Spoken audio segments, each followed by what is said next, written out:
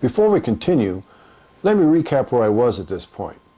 Remember that what I've presented here in a few minutes represents months of study and hundreds of pages of material. Revelation was written prior to AD 70. I was convinced of this, so chalk one up for the preterist. Jesus' prophecy and Revelation were most likely written in the same literary style as that of the Old Testament prophets.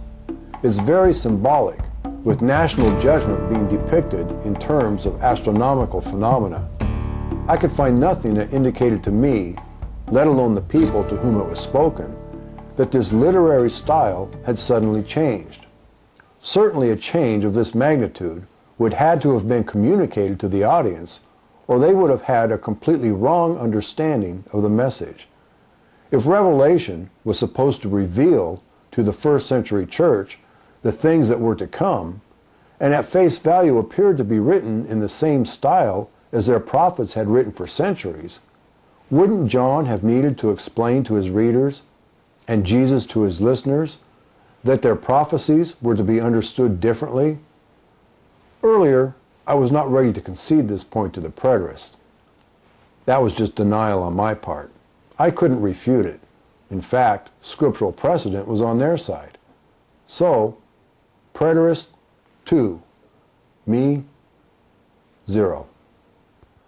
Third, AD 70. Finally, a point that I didn't have to fully concede.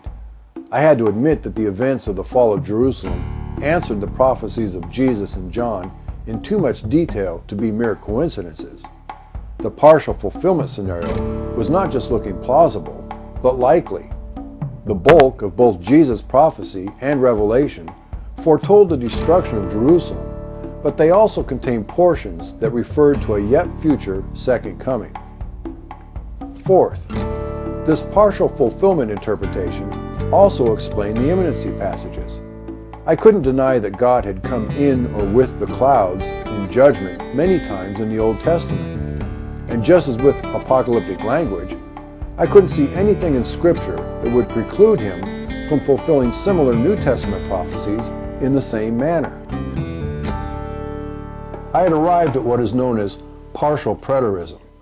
Just as in all the various views within Christianity, there are different interpretations on the details of the preterist view. Although many labels are used to distinguish the two main camps within preterism, the most prominent are partial and full preterism. Partial preterists believe that most of the Olivet Discourse and the book of Revelation refer to the destruction of Jerusalem, and that Jesus came with the clouds in judgment, similar to the Old Testament passages listed earlier, upon the apostate Jews of that time. Partial preterists still believe in a future physical coming of Christ. This was, as much as I hated to admit it to Bill, where my studies had led me.